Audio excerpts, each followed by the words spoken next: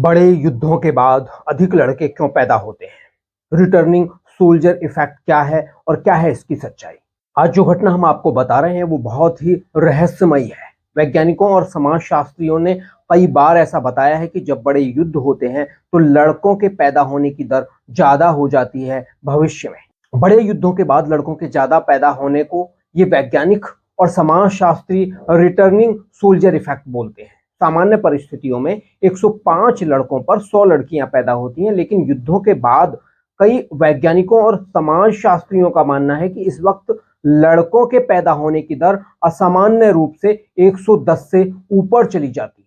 तो क्या प्रकृति लड़के और लड़कियों की संख्या को बैलेंस करने के लिए ऐसा करती है, या फिर कुछ हार्मोनल चेंज की वजह से वाई क्रोमोसोम अधिक आक्रामक हो जाते हैं युद्धों के बाद?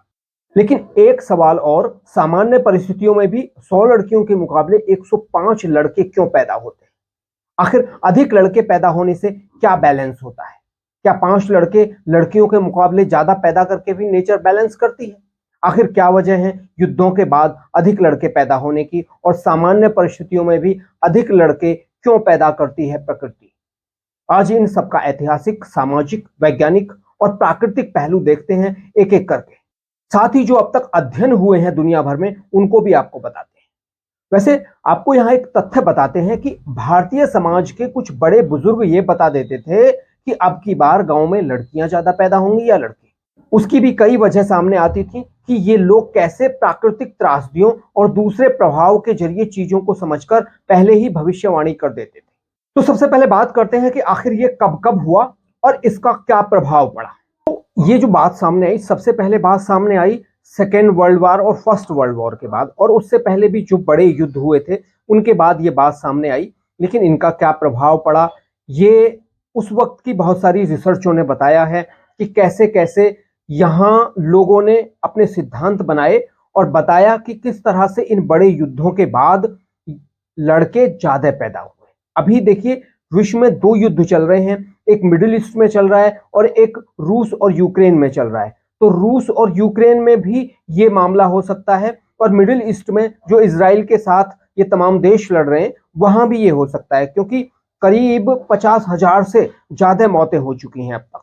लेकिन आपको एक इंटरेस्टिंग तथ्य बताते हैं कि भारतीय समाज में कैसे जो बड़े बुजुर्ग होते थे कुछ लोग, वो कैसे पहचान लेते थे कि अब की बार गांव में ज्यादा लड़के पैदा होंगे या लड़कियां। देखिए, उसका एक इफेक्ट होता है कि प्रकृति जो है ना वो बैलेंस करती है, ये बताया जाता है। तो होता क्या है कि लड़कों के ऊपर ज्यादा थ्रेट होता है, क्योंकि वो घर से निकलकर संघर्ष करते हैं। इसीलिए सामान्य परिस्थिति में भी प्रकृति 100 लड़कियों पर 105 लड़के पैदा करती है। उसकी वजह ये हो सकती है कहीं ना कहीं कि जो लड़के हैं, चाहे प्राकृतिक त्रासदी से लड़ने की बात हो या युद्धों में लड़ने की बात हो, तो मोस्टली जो है वो लड़के लड़ते हैं, और ऐसे में लड़कों की जान जाने का खतरा ज्यादा होता है। तो लड़कों की जान पर ज्यादा खतरा होने की वजह से प्रकृति पहले ही ऐसा बैलेंस करके चलती है कि 105 लड़के 100 लड़कियों पर वो पैदा करती है सामान्य परिस्थितियों में भी। तो इससे माना जाता है कि ये एक ऐसी चीज है जिससे पता चलता है कि आने वाले वक्त में प्रकृति दोनों को किस तरह से बैलेंस कर रही है। तो चलिए अब बात करते हैं रिटर्निंग सोल्जर इफेक्ट की। क्या है रिटर्निंग सोल्जर इफेक्ट? लौटते सैनिक प्रभाव यानी रिटर्निंग सोल्जर इफेक्ट का उल्लेख सबसे पहले उस समय के दौरान किया गया जब बड़े युद्ध जैसे विश्व युद्ध 1 और विश्व युद्ध 2 के बाद लड़कों के जन्म का अनुपात सामान्य रूप से अधिक हो गया था। सामान्य परिस्थितियों में लगभग 105 लड़के 100 लड़कियों पर पैदा होते हैं, लेकिन युद्ध के बाद वर्षों में यह अनुपात बढ़कर 110 तक बढ़ जाता है।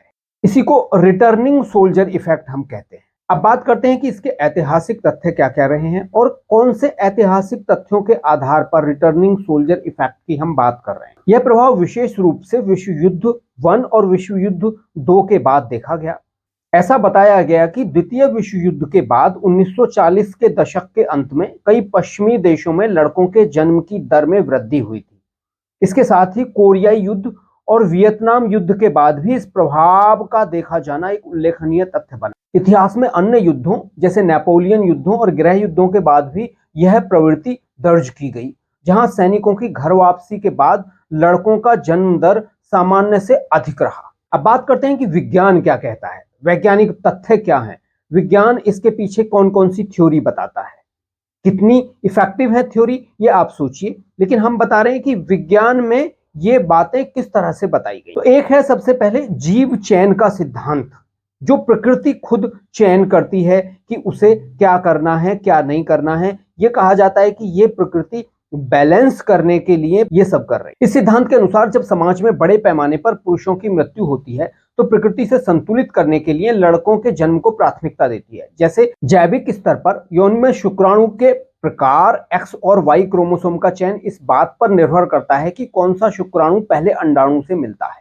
Y क्रोमोसोम के शुक्राणु लड़कों के जन्म के लिए जिम्मेदार होते हैं और यह तेजी से अंडाणु तक पहुंचते हैं, जिससे लड़के के जन्म की संभावना बढ़ जाती है। अब ये जो इफेक्ट है कि Y क्रोमोसोम ज्यादा एक्टिव हो जाते हैं, तो ये क्यों हो जाते हैं? क्या हार्मोनल चेंज की वजह से होते हैं? पुरुष में कुछ ऐसे हार्मोनल चेंज हो जाते हैं प्रकृति में युद्धों के बाद कि जो Y क्रोमोसोम है वो ज्यादा एक्टिव हो जाता है और X क्रोमोसोम जो है वो थोड़ा कम एक्टिव होता है। इसकी क्या वजह है? ये भी वैज्ञानिक तथ्य है। तो ये बात सामने आई है वैज्ञानिकों के पास। अभी इसका कोई ऐसा सटीक जानकारी नहीं है जो ये बता सके कि आखिर Y क्रोमोसोम युद्धों के बाद ज्यादा एक्टिव क्यों हो जाता है। एक और बात बताई गई है जिसे कहा गया है कि तनाव और हार्मोनल प्रभाव भी इसकी वजह हो सकती है। इसमें वैज्ञानिकों का मानना है कि युद्धों के बाद घर लौटने वाले सैनिकों के हार्मोनल स्तर में परिवर्तन हो सकता है।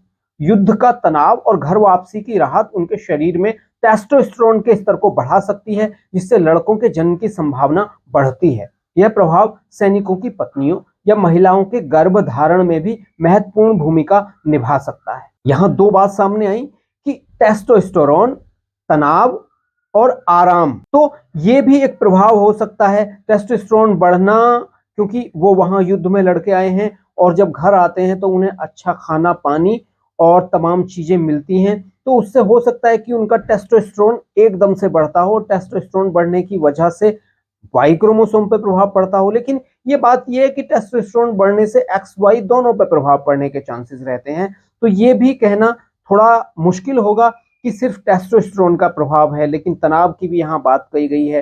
तनाव, वो जो मानसिक तनाव की बात कर रहे हैं हम, कि मानसिक तनाव भी हो सकता है। एक यहाँ और बात सामने आई जिसे सामाजिक कारण कहा। आखिर सामाजिक कारण क्या हो सकते हैं जिसकी वजह से अधिक लड़के पैदा हो रहे हैं? युद्धों के बाद की सामाजिक परिस्थितियों का प्रभाव भी हो सकता है, ऐसा भी कहा गया है। युद्ध से लौटने वाले सैनिक अक्सर अपने परिवारों को बढ़ाने की इच्छा रखते हैं। इसके अलावा समाज में पुरुषों की कमी के कारण परिवारों पर लड़कों के जन्म को प्राथमिकता देने का भी दबाव हो सकता है।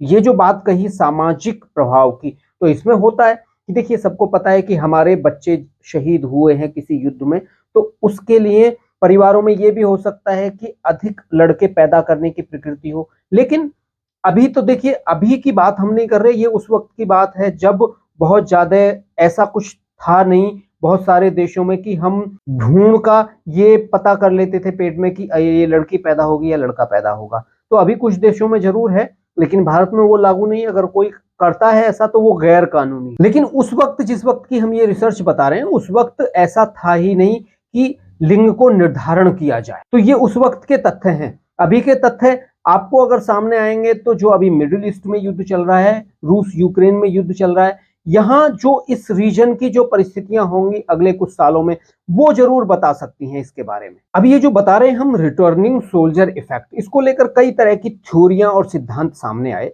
तो इनमें कई सिद्धांत धार्मिक रहे, कई सिद्धांत साइंटिफिक रहे। तो अलग अलग सिद्धांत, वैसे भी देखिए भारतीय सिद्धांत जो हैं उनकी लिखित बहुत ज्यादा पुस्तकें नहीं है। तो भारत में जो बताया जाता है वो पुराने लोग जरूर देख के कुछ बता देते थे, क्योंकि वो प्रकृति का अध्ययन कर लेते थे और वो साल दर साल पता हो जाता था उनको कि अभी ऐसी परिस्थितियां तो क्या होने वाला है। लेकिन कुछ जो पश्चिम के जो लोग थे उन्होंने उन अध्ययन को लिखा और वो अध्ययन सामने आए। तो ऐसा ही एक अध्ययन 1700 के दशक में सामने आया, जिसे ईश्वरीय हस्तक्षेप के सिद्धांत के नाम से जाना गया। यह घटना केवल 20वीं शताब्दी की नहीं है। 1700 के दशक में भी पास्टर J.C. मुसमिल्च ने इस प्रकृति का अध्ययन किया था। पास्टर ने चर्च की रजिस्ट्रियों का अध्ययन किया और पाया कि युद्ध या संघर्ष के समय अधिक लड़के जन्म लेते। पास्टर ने इसे ईश्वरीय हस्तक्षेप के रूप में देखा और तर्क दिया कि भगवान युद्ध में मरे हुए पुरुषों की कमी को पूरा करने के लिए अधिक लड़कों का जन्म करवाते थे। हालांकि उनका यह सिद्धांत वैज्ञानिक तर्कों और शोध के आधार पर खरा नहीं उतरा। मिल्च के धार्मिक दृष्टिकोण से इतर आधुनिक वैज्ञानिकों ने इस परिघटना के पीछे विभिन्न दिलचस्प सिद्धांत भी दिए। एक सिद्धांत आया इसको लेकर लंबाई और संतान का संबंध। एक रोचक रिपोर्ट में यह भी पाया गया कि युद्ध के मैदान में मारे गए ब्रिटिश सैनिक औसतन उन सैनिकों से छोटे थे जो युद्ध से जीवित वापस लौटे। जीवित बचे सैनिक औसतन 1 इंच लंबे थे। मनोवैज्ञानिक सातोशी कनजावा के अनुसार लंबी कद काठी वाले लोगों के लड़कों के माता पिता बनने की संभावना अधिक होती है। उनका मानना है कि लंबाई और पुरुष संतान के बीच संबंध हो सकता है। इससे यह सिद्धांत सामने आया कि विश्व युद्धों के दौरान और उसके बाद अधिक लड़कों के जन्म के पीछे कारण हो सकता है कि जीवित लौटे सैनिकों की लंबाई अधिक थी और उनकी संतानें लड़का बने। तो ये जो सिद्धांत है ना, ये कहीं भी ठीक नहीं बैठता, क्योंकि युद्ध में लंबे और छोटे से फर्क नहीं पड़ता है। वहां कला दिखाई जाती है कि युद्ध में आप किस कला से लड़ रहे हो। छोटे सैनिक बड़े शानदार लड़ते हैं बड़े सैनिकों के मुकाबले, तो ऐसा नहीं है कि बड़े सैनिक वहां ज्यादा बच जाते थे। तो इसको आप नहीं कह सकते, वहां कला इंपॉर्टेंट होती है। आपने देखा होगा कि छोटे जो लड़ाके होते हैं वो कितने ताकतवर होते हैं और कितनी कला होती है उनके पास, और वो किस तरह से आसानी से काटते हुए चले जाते हैं। तो हम ये नहीं कह सकते, ये सिद्धांत पे भी कोई इतना बहुत ज्यादा असर नहीं दिखता है, लेकिन उन्होंने अपना एक सिद्धांत दिया और अपनी एक थ्योरी गढ़ दी, तो इसको भी मान लेते। एक और सिद्धांत सामने आया, गर्भ का समय और संतान का लिंग। एक और सिद्धांत जिसे सांख्यिकीविद बिल जेम्स ने प्रस्तुत किया वह गर्भ धारण के समय पर आधारित है। बिल जेम्स के अनुसार यदि महिला अपने मासिक चक्र के शुरुआती दिनों में गर्भवती होती है तो उसके लड़के को जन्म देने की संभावना थोड़ी अधिक होती है। युद्ध से लौटे सैनिकों के अपने परिवारों के साथ पुनर्मिलन के समय यह संभावना अधिक हो जाती है कि वे जल्द गर्भ धारण कर लें। हालांकि व्यक्तिगत मामलों में यह प्रभाव शून्य हो सकता है, लेकिन जब हजारों और लाखों गर्भ धारण का अध्ययन किया जाता है तो यह प्रवृत्ति स्पष्ट हो जाती है। तो लेकिन ये भी कहना एक नहीं होगा सही कि देखिए क्या होता है कि अगर वहां कोई जरूरी थोड़ा ये कि उस वक्त ही सभी जो पत्नियां हैं उनकी वो मासिक चक्र के शुरुआती दौर में हो, तो ऐसा कहना भी बहुत मुश्किल है कि ये शुरुआती दौर की बात हो सकती है। तो ये भी एक बहुत कोई इफेक्टिव सिद्धांत नहीं है जिसे हम कह सकते हैं कि ये सिद्धांत बहुत ज्यादा इफेक्टिव है। लेकिन देखिए ये जो रिटर्निंग सोल्जर इफेक्ट है ये एक दिलचस्प घटना है, लेकिन जो हमने तथ्य अभी तक की रिसर्चों में देखे उनसे ये पूरी तरह से साबित नहीं हो रहा है कि ऐसा हो ही जाता है।